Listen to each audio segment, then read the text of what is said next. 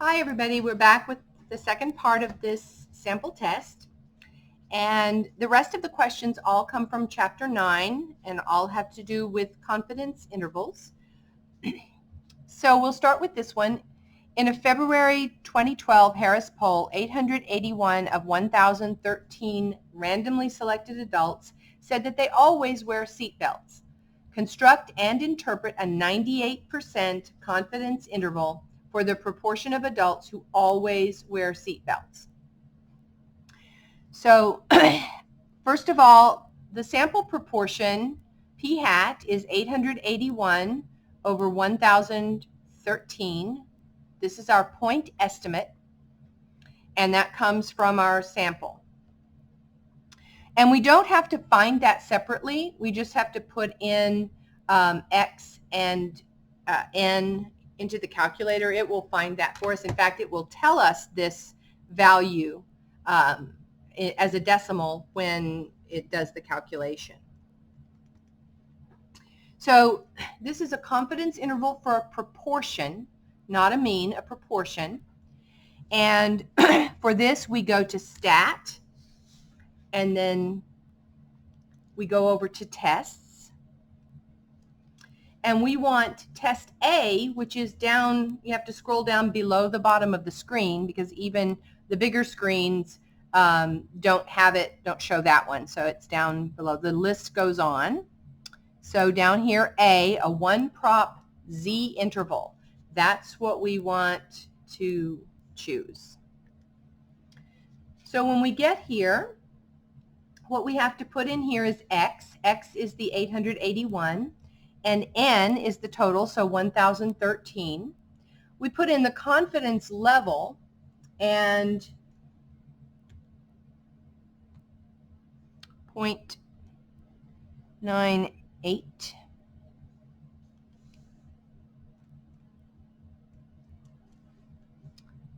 What did I do?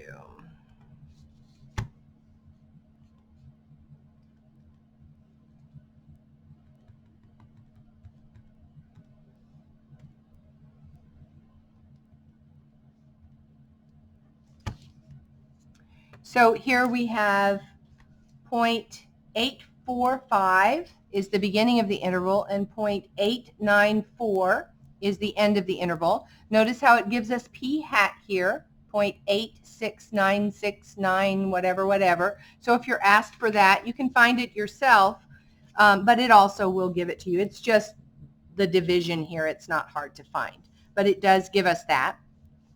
And the interpretation of this is that we are 98% confident that the true proportion of adults who always wear seatbelts is between 0.845 and 0.894. And if we were really being thorough, we would add the information about the survey, but I didn't have a lot of room here. But if you were really reporting on this, you would say that in 2012, blah, blah, blah, and say this. But remember that the confidence level expresses what percentage of intervals that are created in this fashion that we would expect to contain the true proportion. We would expect, using the procedure we used here, if we took many samples of this size,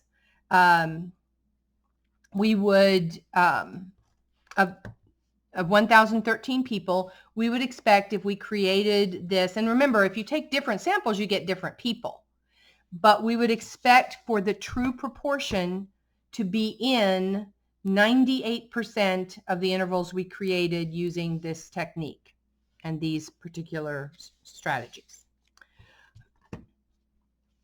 Number 7 says a Gallup poll conducted in June 1950 asked 1,031 Americans, how often do you bathe each week?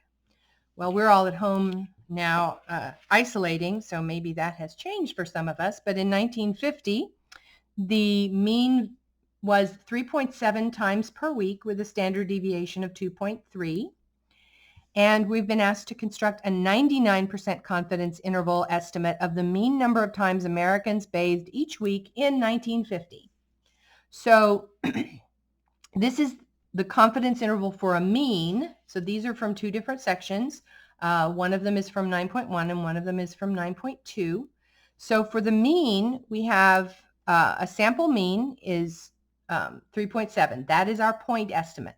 That is the mean for the sample of 1,031, because they were asked for a number of times that they bathe, not do you bathe, yes or no, but how many times a week do you bathe? And the average was 3.7 with a standard deviation of 2.3.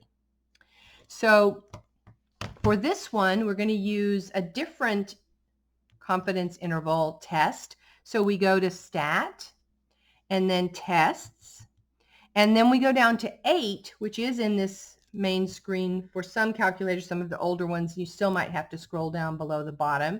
But here is number 8. This is the t interval. This comes from a t distribution, which we don't have to use a table for, thank goodness. And what we have here is stats. We don't have raw data, we have stats.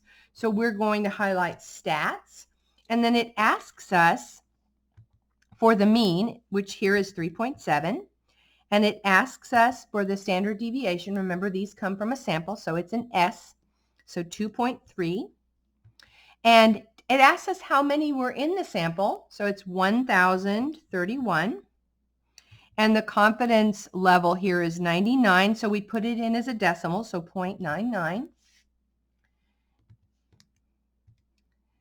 And we get our interval right here.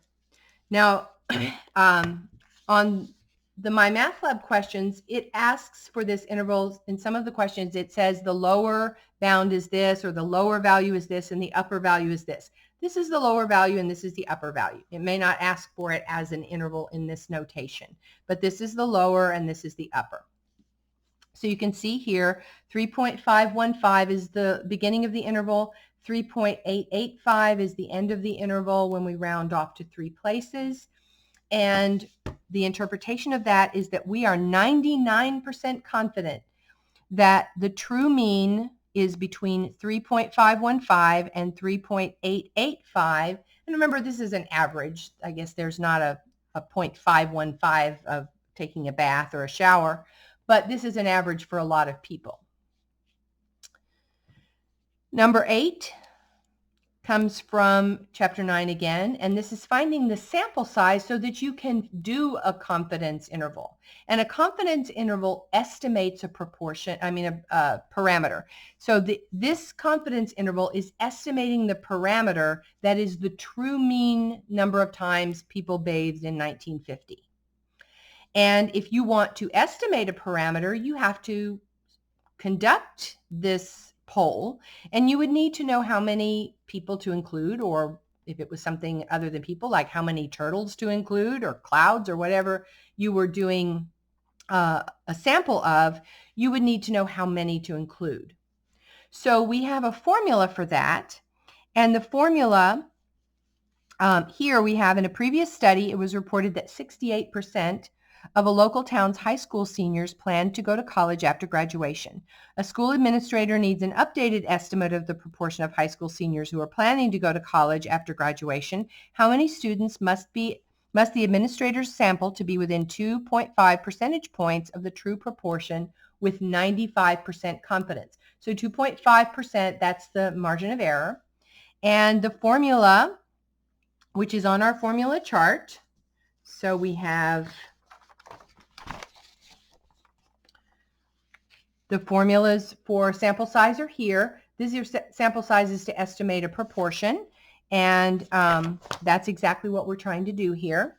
We have two different versions. One is if you have a prior estimate, that's this one, and if you don't have a prior estimate, then you use this one, because if you don't have a prior estimate, the yeses and the nos are both assumed to be 50% or 0.5, and 0.5 times 0.5 is 0.25. But if you have a prior estimate, a previous survey, something like that, like this one has a prior estimate, you use that for p hat.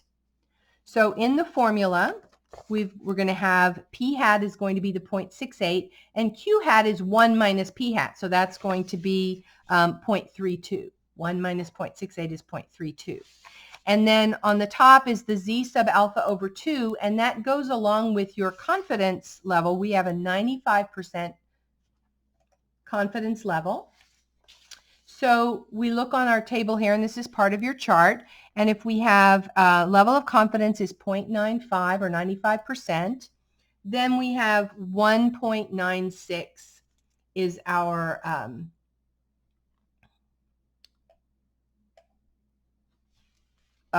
critical value that we use. Something's off with my...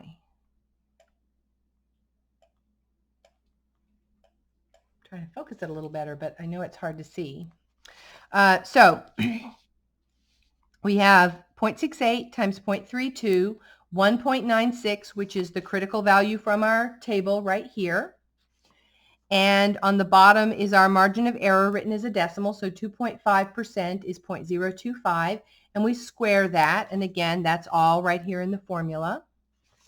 And we get 1,337.49. But when we're finding sample size, we always round up to the next whole number. And they even remind you of that on some of the questions in the MyMathLab assignments. You always go up to the next whole number. So we round this up to 1,338. No matter what this decimal is, we always round up to the next whole number if there's any decimal at all, even if it's very tiny. Because you need this exact amount is what would give you the exact result that you're looking for. And if you round down for any reason, you're going to be a little short of the reliability that you're trying to claim. So this is, you would need 1,338 seniors to get a reliable survey here. Number 9, an economist wishes to estimate the proportion of Americans who own their homes. What sample size should be obtained if he wishes to the estimate to be within 2%, 0.02, with 90% confidence? And we have two scenarios. This first one is that he uses a prior estimate, and the second one on the next page is that he does not have a prior estimate. So if he has a prior estimate from 2010 of 0.669, so that would be the proportion of Americans who own their own homes, then when we fill this in to the formula, we have P hat is 0.669, Q hat is 1 minus 0.669, that would be the proportion that don't own their own homes. Z sub alpha over 2, again, goes with our confidence level, and the critical value that goes with 0.90 is 1.645, and I know it's hard to see on here because it's gotten fuzzy, but there's 1.645, and 0.02, like it says right here, that's our margin of error, and you square just this part and multiply by these and just put them in parentheses when you put it in the calculator, and it'll do all the work. And so it comes out to 1,498.049. Now notice how small this decimal is, but it doesn't matter. We still have to round up to 1,499. We can't round down even though it's very close to this 98 because we would be a little shy of what we need to claim the accuracy that we want to claim here. Then on the next one, what if he doesn't have any prior estimates? Well, then he uses 0.25 instead of P hat times Q hat, because again, if you don't have any prior estimates, you just assume it's 50-50. And 0.5 times 0.5 is 0.25. So that's where this comes from.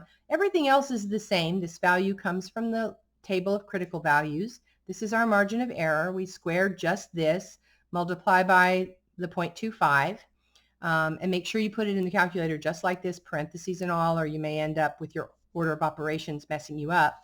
And we get 1,692 after we round off. Sorry, my dog is barking at something. So it would look like this, 0.25, parentheses, 1.645 divided by 0.02, close the parentheses. You can put that in as a fraction as you want, squared. And here, again, we round up to 1,692. and that is the sample size that he would need. We only have a couple left here. The next question, the following data represents the age in weeks at which babies first crawl based on a survey of 12 mothers conducted by Essential Baby. Construct a 95% confidence interval for the mean age at which a baby first crawls and assume the data comes from a normally distributed population. That's important because the sample size is pretty small. So we need to be told up front that it comes from a normally distributed population. Remember, if it doesn't, or we don't know, we need the sample size to be at least 30. If we don't know about the underlying population, or we know that it is not normally distributed, because then the sample means will be normally distributed either way if our sample size is 30 or more.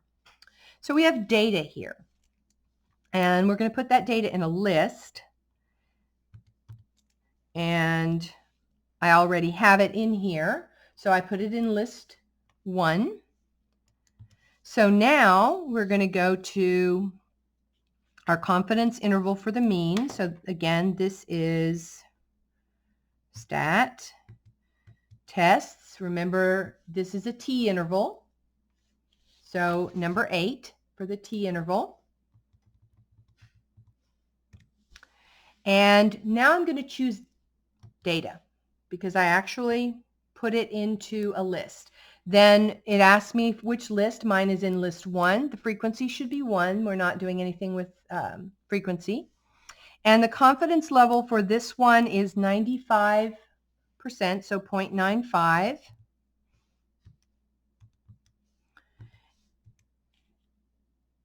And there is our confidence interval, 31 point, if we round to 2 decimal places, it's going to be 31.90 and then 44.60.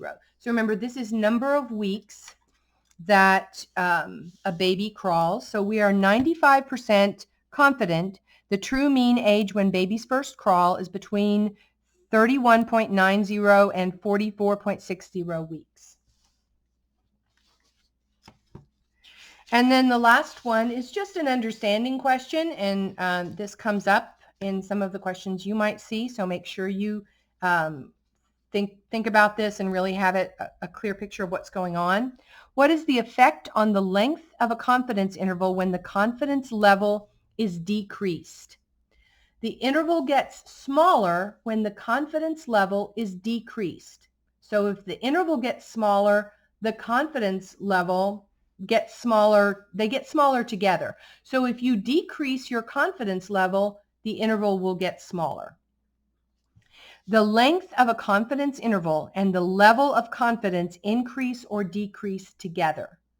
So the higher your confidence level, the longer your interval needs to be. So bigger confidence level means a wider interval. It's kind of counterintuitive, but remember, the more sure you want to be, you can't say with that much certainty, oh, I think it's this exact value. So if you want to be more confident, you have to cast a wider net. And if you want the interval to be smaller, you have to be less certain, because you can't be that sure when you narrow the values down that much. So make sure that you remember this, because this, like I say, is kind of counterintuitive. All right, that's the end of this sample test, and I'm going to be posting these videos for you to look at if you need a little extra review.